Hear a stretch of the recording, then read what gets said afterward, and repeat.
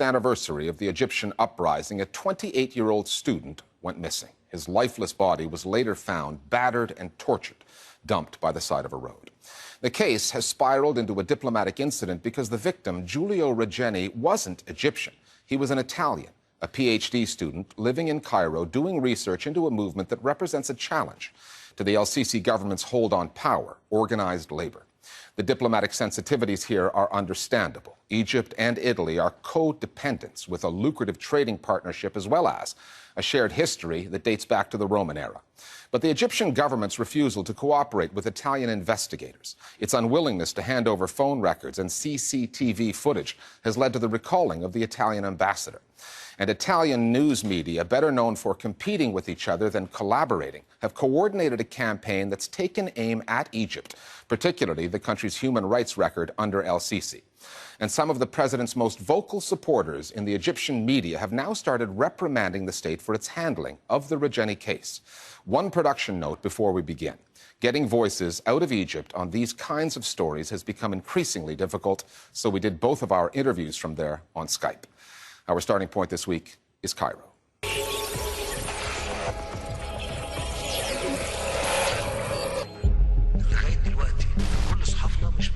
When the Egyptian president summoned media figures and parliamentarians to his palace this past Wednesday, the Regeni case wasn't the only thing on his mind. But anyone watching his nationally televised speech, hearing him accusing evildoers of spreading lies,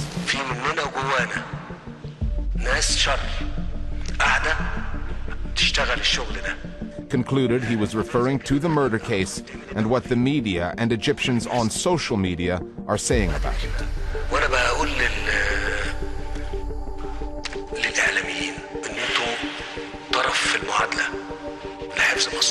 What you saw definitely is an increasing sense of frustration that the media isn't all playing ball. And indeed, when you look at the way that the media has covered the Regeni case and also other issues over the past, let's say, 6 to 12 months, they're not playing ball, but that's the nature of media. You know, they don't always do that. But for the most part, especially on matters relating to the security services, the Egyptian media have played ball with the El-Sisi government. They certainly did back in February, after Giulio Regeni's body was found, and government officials offered some implausible explanations for what had happened to the student. As soon as fingers began pointing at the Egyptian state and particularly the security services over Regeni's death, Egypt went into its default muddy the water, way of operating. First of all, it was perhaps a normal road accident that happens every day in Egypt. So then we have this rumor that it was a gay lover spat. واحد منهم جذب الثاني وخده معاه بقوة.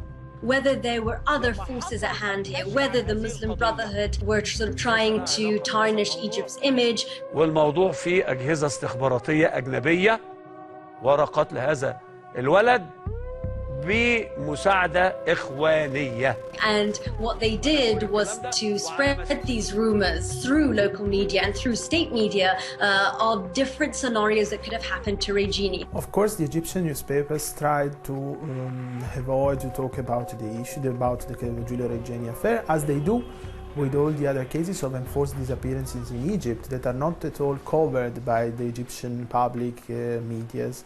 We can add that there were full of newspapers that were part of the diversion system orchestrated by the regime.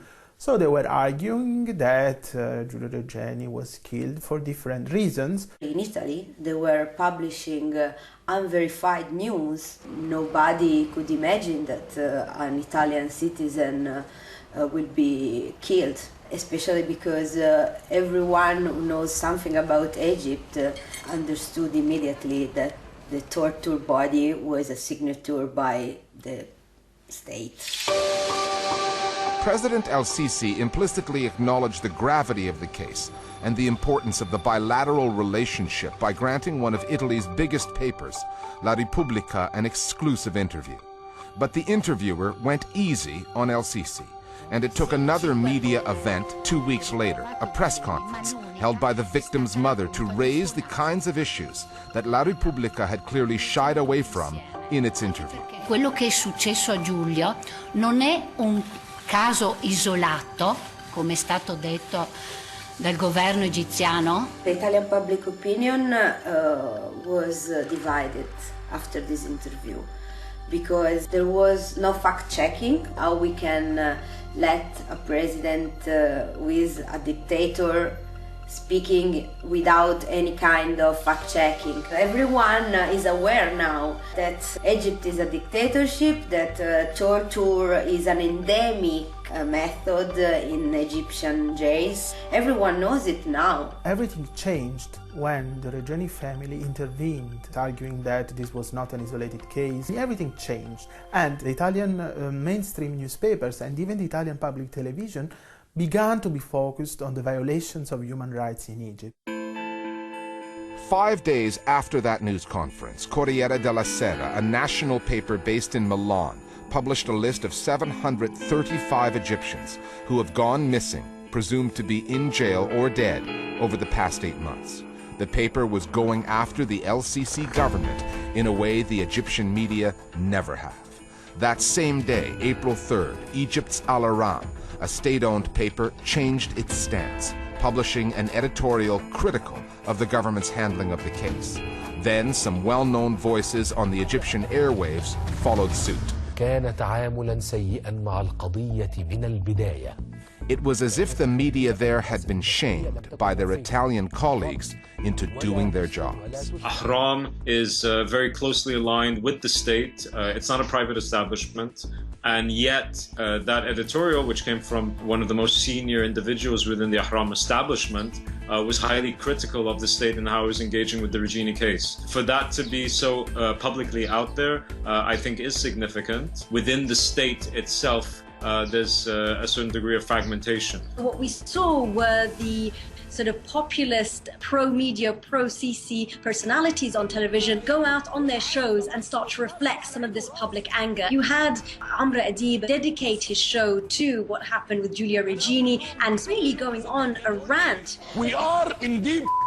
The veneer, the sort of Teflon image of the president is slowly being broken down. That is being reflected by someone like Lamis al-Hadidi, someone who was always regarded as a personal fan of Abdel Fattah al-Sisi. الإعلام بقى هو الشماعة لكل الأجهزة اللي عايزة تتخلص من مشكلة فتقول لك أصل الإعلام بيضخم. That some in Egypt's media, even those who have almost always been in President El-Sisi's corner, have regained their voices, at least over this story, will be welcome news for many Egyptians. But it took an Italian victim and the collective weight of the media in Italy to make that happen. There are hundreds, perhaps thousands more, like Giulio Regeni. They are Egyptians whose fates remain unknown and whose stories are going untold. On the download now, our viewers weigh in on the Giulio Regeni case and the way it's been covered. It's clear sometimes how much variety there is in the Egyptian media. You know, it's not like there's only one narrative happening. You have lots of papers saying that Giulio is a spy, but there's also been a lot of papers doing like really good reporting. I think that sometimes the view of the Egyptian media can be entirely negative because it comes out with a lot of ridiculous stuff, but that there are good articles out there. There has been a lack of critical, in-depth coverage of the Italian government's response. This kind of criticism has been published mainly in opposition papers such as Il Fatto Quotidiano. I have the feeling that these criticisms have been largely absent from the Italian mainstream media. Other media stories that are on our radar this week. A Syrian journalist has been killed in Turkey, part of a growing and